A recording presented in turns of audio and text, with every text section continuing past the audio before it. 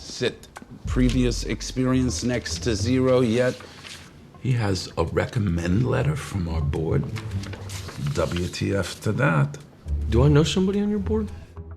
Michael Bay's, this digital masterpieces, that's hard to do. And so people may laugh or love it. I admire it. He's got that kind of brain that makes it work, and it's inordinately successful.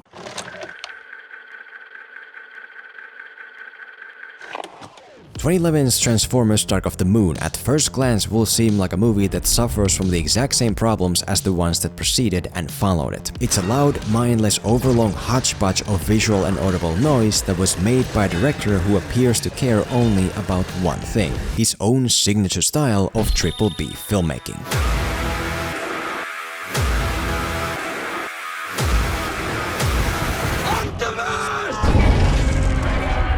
But that being said, take a closer look and you might find that Dark of the Moon is also perhaps the best exemplification of the strengths of director Michael Bay, which basically comes down to the words epic and blockbuster. See, what this movie highlights better than any other is Michael Bay's success. It's the highest grossing film in the franchise, and the fact that it made over $1 billion back in 2011 is insane. And it's all because no matter how much flack you and I give Michael Bay and his movies here online, the fact is that we live in a bubble. We represent just a tiny piece of that $1 billion. The general majority of audiences, they don't watch videos about movies online. They don't read about movies on Twitter or on Rotten Tomatoes. They just see an ad on TV or a big billboard on the street or hear about the movie from a friend at work and then go see it based on that. And for people like this, Dark of the Moon does offer a truly epic blockbuster experience that no other selection at the theater can match.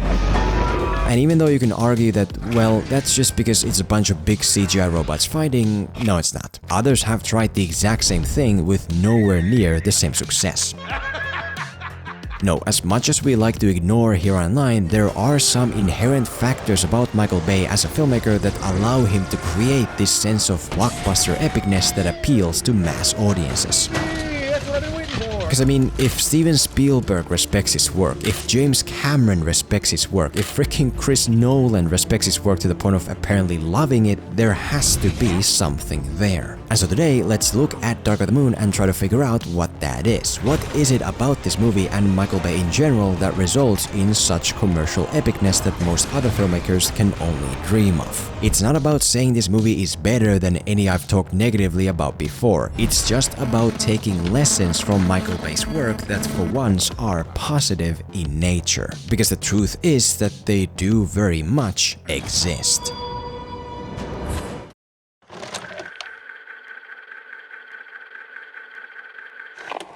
The first way Michael Bay makes this movie feel massive and epic is by building it on top of real-life events and situations that the audience carries pre-existing feelings and respect for. As an example, take the main plot of the movie that at face value is very vanilla. Basically, the evil Decepticons want to use these CGI portals to bring their own CGI planet to Earth, which naturally then leads to all kinds of bayos and bayhem and of course, a blue sky beam.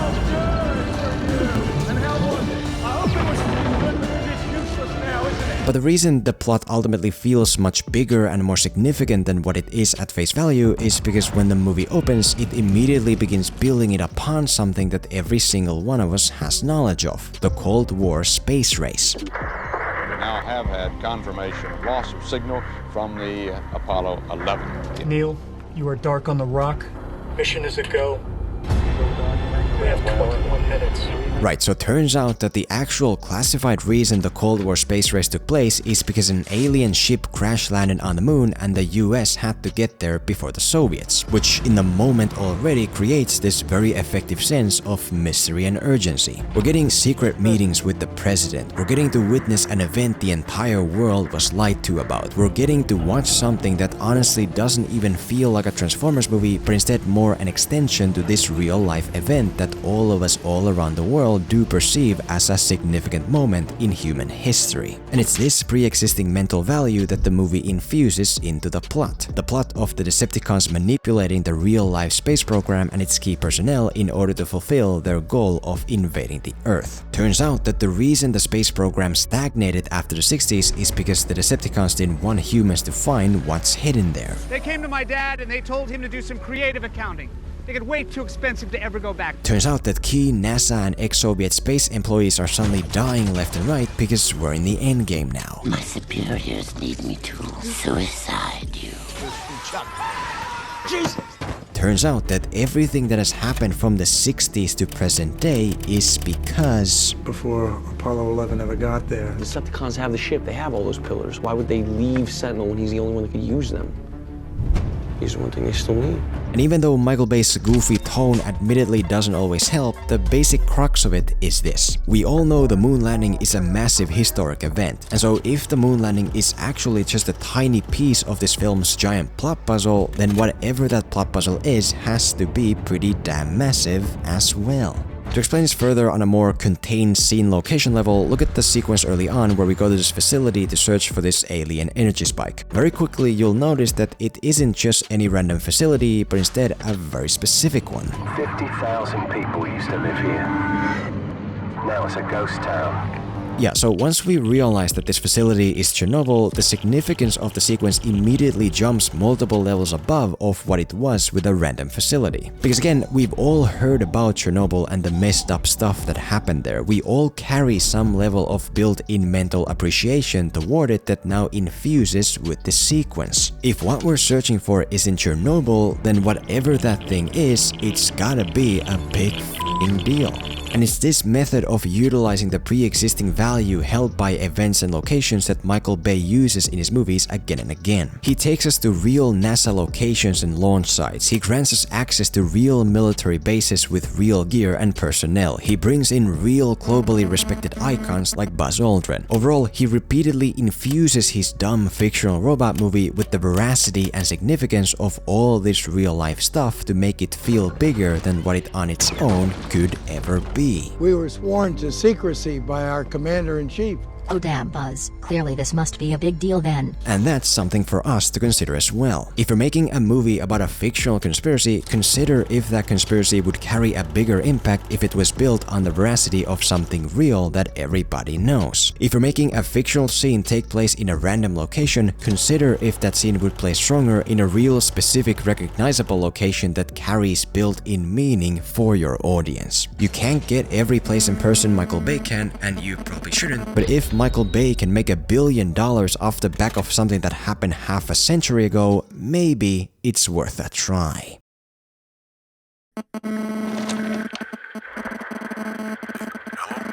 Can you hear me?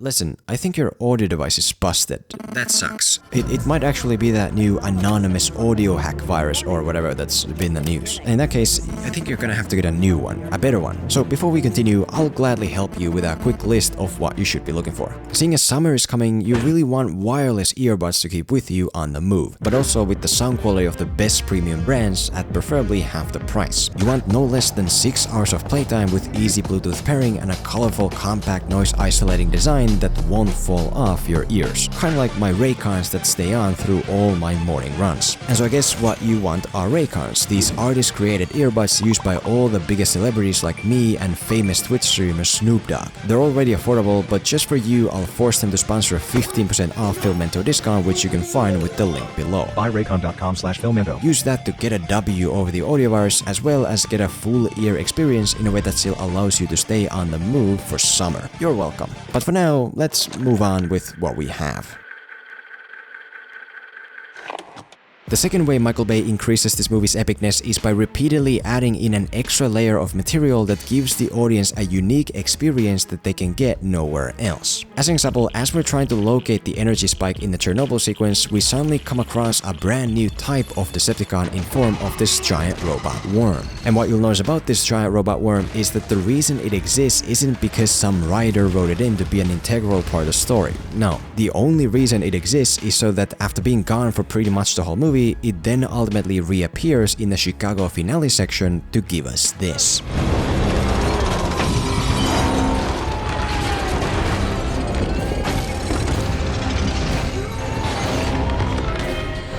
Yeah, Yeah, so the sequence of our heroes being stuck in a collapsing high-rise as a giant robot worm tries to tear it down is basically Michael Bay's way of earning your 3D IMAX blockbuster ticket price. Because what you see here, for one, honestly looks really incredible, but also gives you something that you can get in no other movie, only in Michael Bay's Transformers: Dark of the Moon.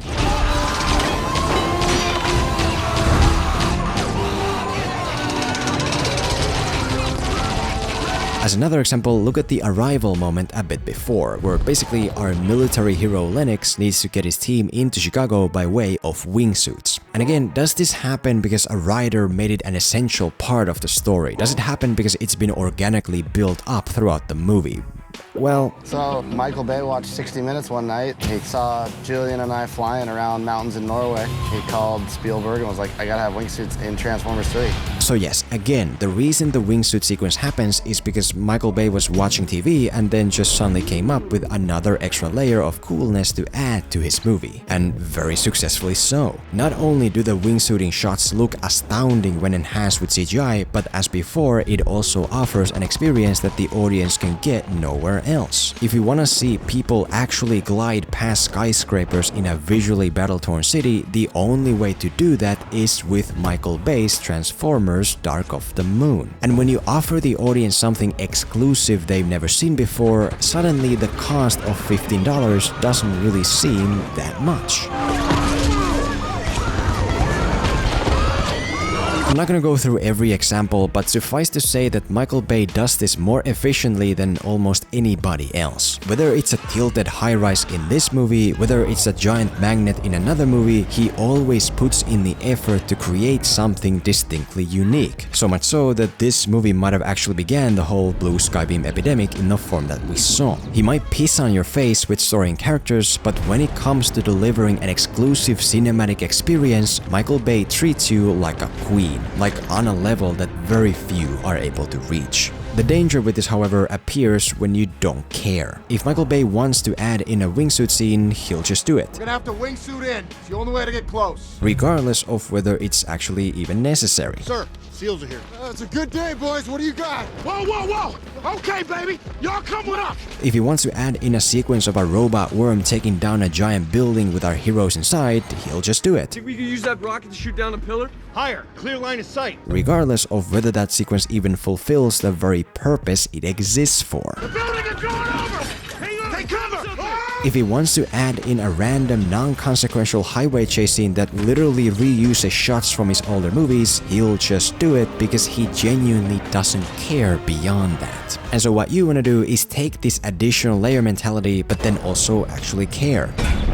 Even if you think your movie is fully written, sit down and come up with all kinds of whatever cool extra elements to lift that movie into an experience that can be found nowhere else. And after that, pick the best ones and actually go back to rewrite the movie to make those extra elements an integral part of it that it cannot function without. Because if, for example, you're making a $200 million blockbuster and still can't give your audience something distinctly special that they can get nowhere else, do you actually deserve to be in the position of making it at all?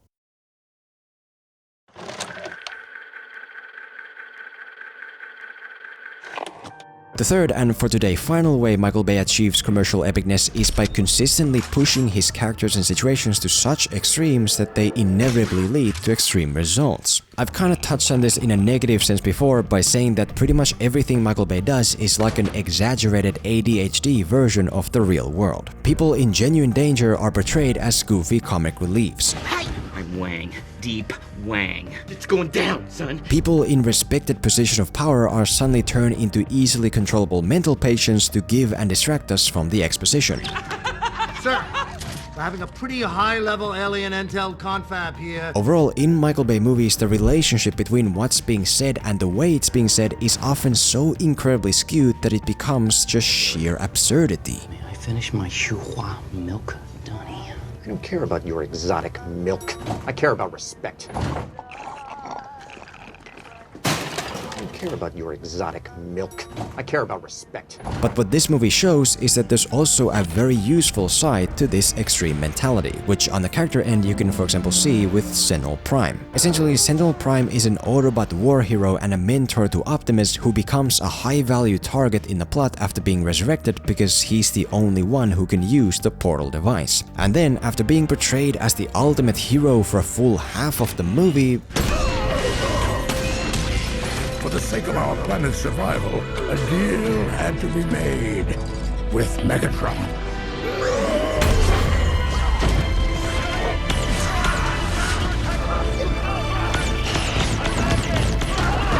Right, so without any real build-up or lead-up or hints or even really any sense in the timing, all of a sudden Sentinel just reveals to have flip sides and executes one of the most prominent Autobots in the franchise. Like, you can't go more extreme with your character pivot than this.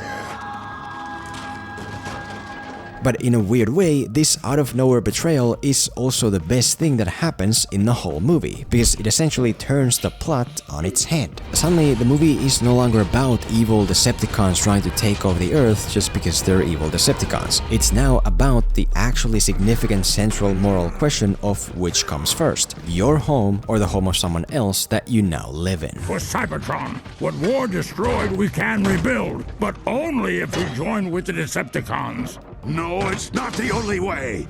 This is our home. Sentinel isn't evil. He's not a Decepticon. He's not a bad guy who does bad things for 2 hours and then gets defeated because that's how it works. He's just a guy who's willing to go the distance for what he believes in. And you would be wise to remember the difference. Meaning that when we ultimately get to the end fight where Sentinel takes on all the Autobots including Optimus to defend the portals, it can actually feel massive. Because not only are we fighting our mentor, we also understand who we're fighting enough to know that he's gonna go all the way, that we're playing for real. If Sentinel was willing to execute a prominent Autobot on behalf of what he believes in, then there's really nothing he won't do for that belief here. It's not just what we see, it's the extremity we know to be driving what we see.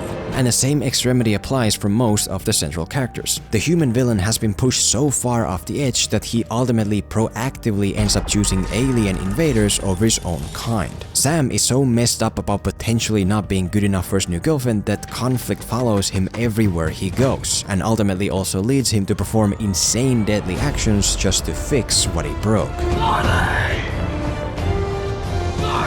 I mean, humans as a whole are pushed to the point of sending Autobots to their doom in a way that ensures our defeat, which is why their return at a time when we need them the most can really hit you.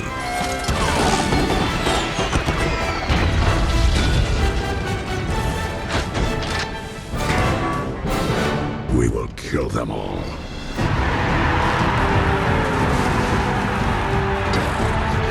Overall, leading to the situation side now, the entire hour-long finale section is like a masterclass at what I'm getting at. The Decepticons have taken over Chicago and made it impossible for even the army to get in a way that we've pretty much already lost. And yet, Sam, along with a small pack of ex-soldiers, still sets out on one last Hail Mary try anyway. The extremity of which is where the sense of epicness comes from. When we're just a couple civilians trying to survive a gigantic robot worm that's tearing down the high-rise we're in, that's epic. When we're just a tiny squad of tiny human soldiers taking on a fully armed army of giant robot warriors, that's epic. When we're just a pupil having to face off against our own corrupted master, that's epic. When we're beaten to the ground to suffer what appears to be certain defeat, only to then, you know. We did it, Brains, we did it! Rip this ship apart!